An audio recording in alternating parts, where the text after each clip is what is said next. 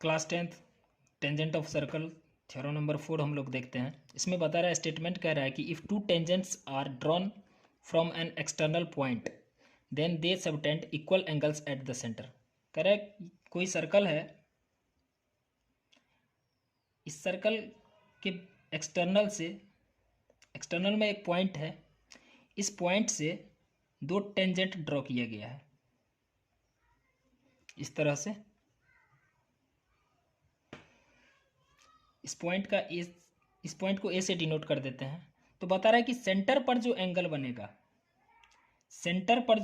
बनेगा वो इक्वल होगा। ये पी पॉइंट है, ये क्यू पॉइंट है, ए को ओ से ज्वाइन कर दिए। तो यहाँ पे हम देख रहे हैं कि दो टेंजेंट के कारण सेंटर पे एक इधर से एंगल बना हुआ है और दूसरा इधर से एंगल बना हुआ है। ये दोनों एंगल एक दूसरे के इक्वल होंगे, हम लोगों को प्रूफ करना है। दूसरा कह रहा है कि they are equally inclined to the line segment joining the centre that point. कह रहा है कि सेंटर से जो लाइन ज्वाइन किया गया है ओ ए, इस ओ ए लाइन पे ये दोनों टेंजेंट जो हैं वो इक्वली झुके हुए हैं।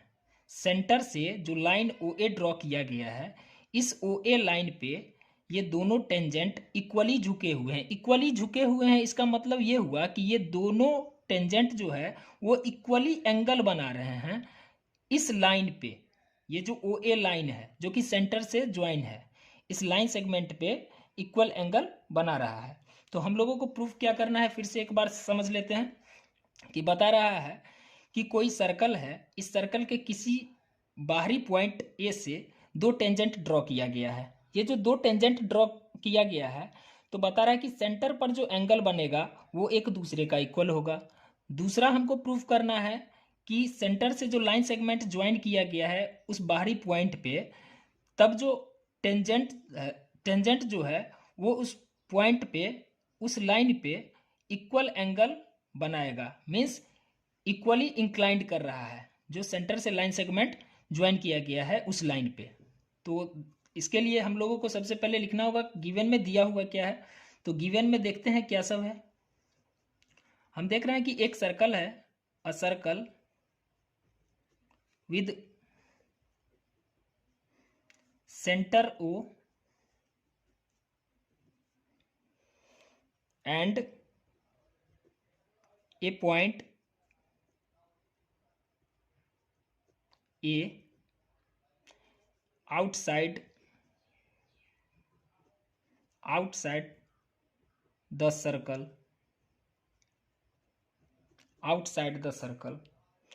also AP and AQ are two tangent।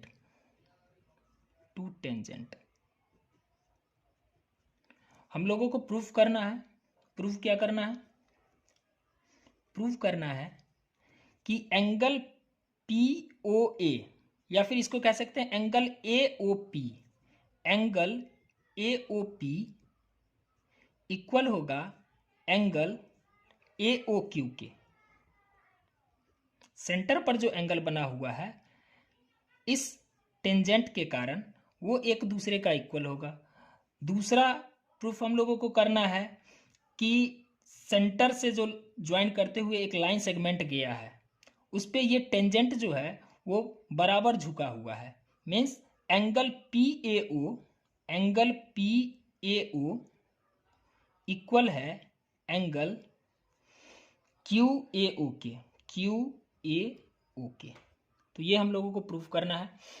अभी इसके लिए हम लोगों को देखना है कि दो ट्राइंगल बन रहा है। एक ट्राइंगल बन रहा है AOP ट्राइंगल, दूसरा ट्राइंगल बन रहा है AOQ। तो दोनों ट्राइंगल को और अगर हम लोग कॉन्ग्रुएंट कर लेते हैं तो कॉन्ग्रुएंट करने के बाद ऑटोमेटिक दो ट्राइंगल का कोरेस्पॉन्डिंग पार्ट जो होता है वो एक दूसरे का इक्वल हो जाता है और वहां से हम लोग प्रूफ कर सकते हैं। तो प्रूफ करते हैं, प्रूफ देखते हैं। In triangle AOP and triangle AOQ, दो ट्राइंगल को ऑब्जर्व करना है आप लोगों को। हम देख रहे हैं कि O से P और O से Q का जो डिस्टेंस है वो रेडियस है, क्योंकि सेंटर से सर्कल के एक पॉइंट पे जो लाइन सेगमेंट ज्वाइन होता है वो रेडियस होता है, और किसी भी सर्कल में रेडियस जो होते हैं वो सेम होते हैं। तो हम कह सकते हैं कि OP जो है वो इक्वल है OQ के, रेडियस ऑफ सर्कल। हम लोग देख रहे हैं कि ये AP टेंजेंट और AQ टेंजेंट ये दोनों भी एक दूसरे का इक्वल होगा, क्योंकि हम लोग पिछले थ्योरम में पढ़े थे। पिछले थ्योरम में हम लोगों ने क्या पढ़ा था? तो हम लोगों ने पढ़ा था कि tangent from an external points are equal. External point से जो कोई टेंजेंट ड्रॉ किया जाता है वो एक दूसरे के इक्वल होते हैं। तो हम यहाँ पे लिखेंगे tangent from external points are equal. इसके बाद देखते हैं हम लोग देख रहे हैं कि OA जो है, OA साइड वो ट्राइंगल AOP में भी है, और यही OA साइड ट्राइंगल AOQ में भी है। तो AO जो हो गया, OA जिसको हम लोग कह सकते हैं, ये OA साइड जो है वो दोनों ट्राइंगल के लिए कॉमन है। तो कहेंगे OA इक्वल टू OA। इस तरह से triangle by SSS triangle AOP जो है वो कॉन्ग्रेंट हो गया ट्राइंगल AOQ के।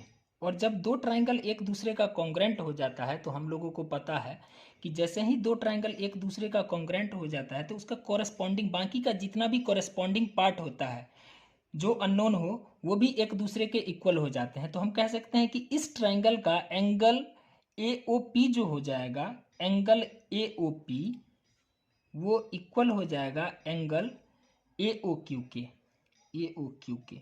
और यही हम लोगों को प्रूव भी करना था कि एंगल AOP जो है वो एंगल AOP के इक्वल है। तो यहाँ पे इसको हम इस तरह से भी लिख सकते हैं कि angle AOQ equal to angle AOP। किसी तरह से लिखिएगा तो दोनों ही तरफ में से किसी तरफ को पहले लिख देते हैं तो इससे कोई फर्क नहीं पड़ता है। तो एक पार्ट तो ये प्रूफ हो गया। अब हम लोग देख रहे हैं कि सेम इसी तरह से ट्राइंगल AOP और ट्राइंगल AOQ में यहाँ पे एक एंगल बन रहा है, एंगल OAQ, और इधर से एंगल बन रहा है OAP, जिसको हम लोग कह सकते हैं एंगल PAO। ये PAO एंगल है और एक एंगल है QAO। ये दोनों भी एंगल जो है वो एक दूसरे का इक्वल हो जाएगा CPCT से ही। तो हम लोग लिखेंगे angle PAO equal to angle QAO।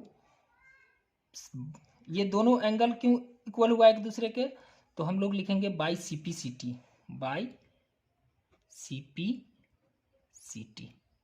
तो इस तरह से ये थ्योरम जो है सो प्रूव्ड हो गया। थ्योरम नंबर 5 अब हम लोग देख रहे हैं। थ्योरम नंबर 5 में कह रहा है, स्टेटमेंट है, prove that in concentric circles the code of the larger circle which touch the smaller circle is bisect at the point of contact. कह रहा है कि दो कॉन्सेंट्रिक सर्कल है, एक सर्कल इस तरह से है और एक सर्कल है इसके बाहर से। ये दोनों सर्कल जो है वो कॉन्सेंट्रिक सर्कल है। कॉन्सेंट्रिक सर्कल वैसा सर्कल होता है जिसका एक ही सेंटर हो। एक सेंटर, वैसा सर्कल जिसमें एक सेंटर होता है उसे हम लोग कॉन्सेंट्रिक सर्कल कहते हैं। तो ये कॉन्सेंट्रिक सर्कल है। इसमें बता रहा है क्या कि जो लार्जर सर्कल का कॉर्ड होगा, ये लार्जर सर्कल का जो कॉर्ड होगा ये स्मॉलर सर्कल को जिस पॉइंट ऑफ कांटेक्ट पे टच करेगा, स्मॉलर सर्कल को जिस पॉइंट ऑफ कांटेक्ट पे टच करेगा वो कॉर्ड को दो इक्वली पार्ट में डिवाइड कर देगा। तो बता रहा है, फिर से समझ लेते हैं स्टेटमेंट हमारा क्या है। कह रहा है कि कॉन्सेंट्रिक सर्कल है जिसका सेंटर सेम है। इस कॉन्सेंट्रिक सर्कल में जो बड़ा वाला सर्कल है उस बड़ा वाला सर्कल का जो कॉर्ड होगा वो छोटे वाले सर्कल के जिस पॉइंट पे टच करेगा वो पॉइंट जो होगा वो उस कॉर्ड को दो इक्वली पार्ट में डिवाइड कर देगा। मीन्स एपी जो होगा वो पीबी के इक्वल हो जाएगा। ये हम लोगों को प्रूफ करना है। तो इसके लिए हम लोग देखते हैं कि क्या करना है। सबसे पहले गिवन दिया हुआ क्या है, तो हम देख रहे हैं कि दो कॉन्सेंट्रिक सर्कल है, टू कॉन्सेंट्रिक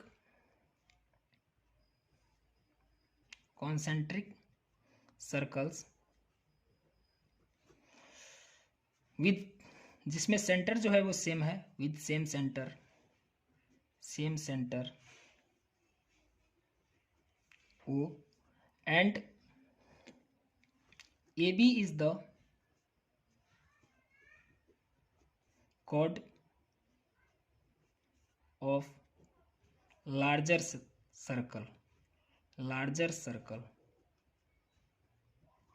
circle टचिंग, जो कि टच कर रहा है, कहाँ टच कर रहा है, स्मॉलर सर्कल को पी पॉइंट पे टच कर रहा है, स्मॉलर सर्कल को पी पॉइंट पे, touching smaller circle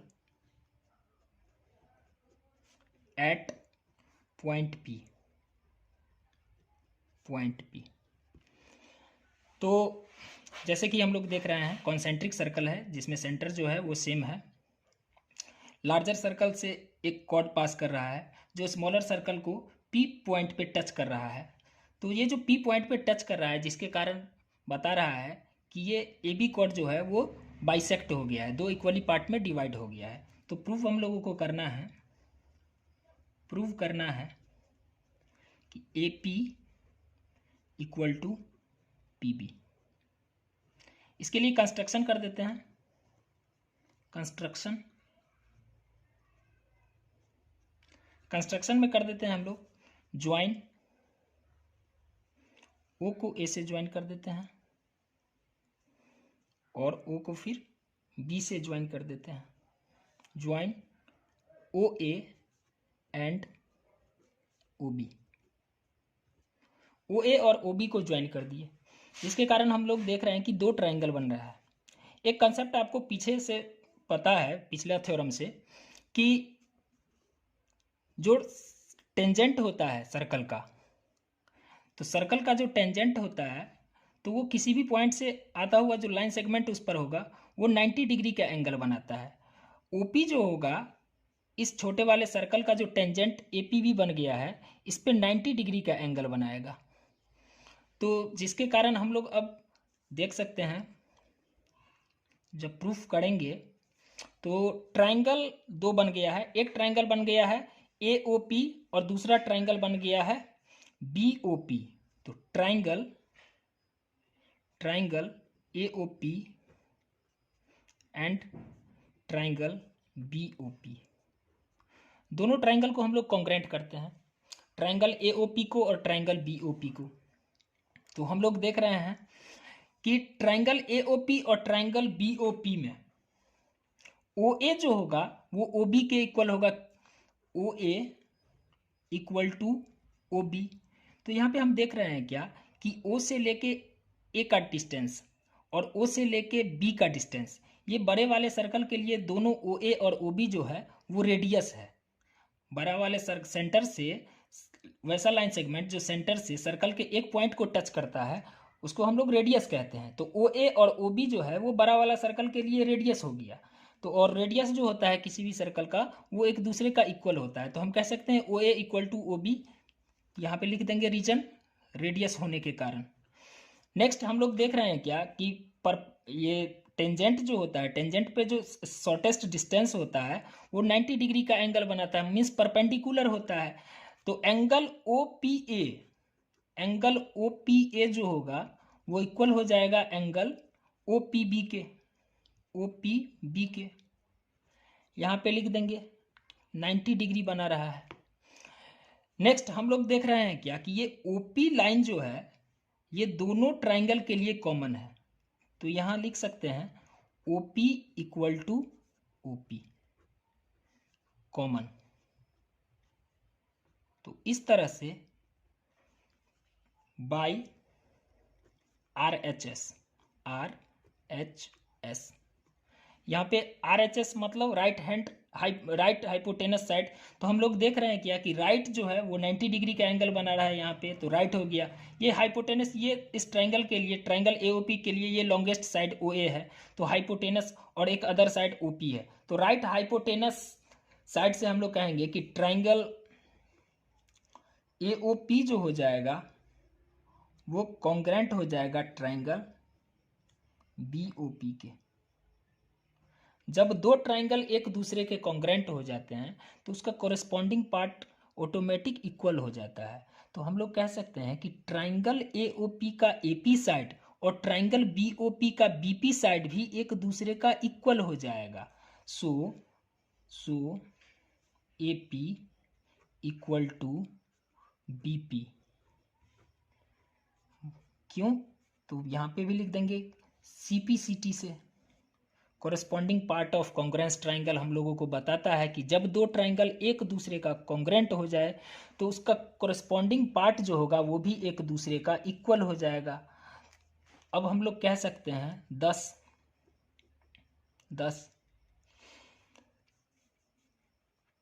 point P bisect the chord AB। यही हम लोगों को प्रूव करना था। उम्मीद करते हैं आप लोगों को समझ में आया होगा।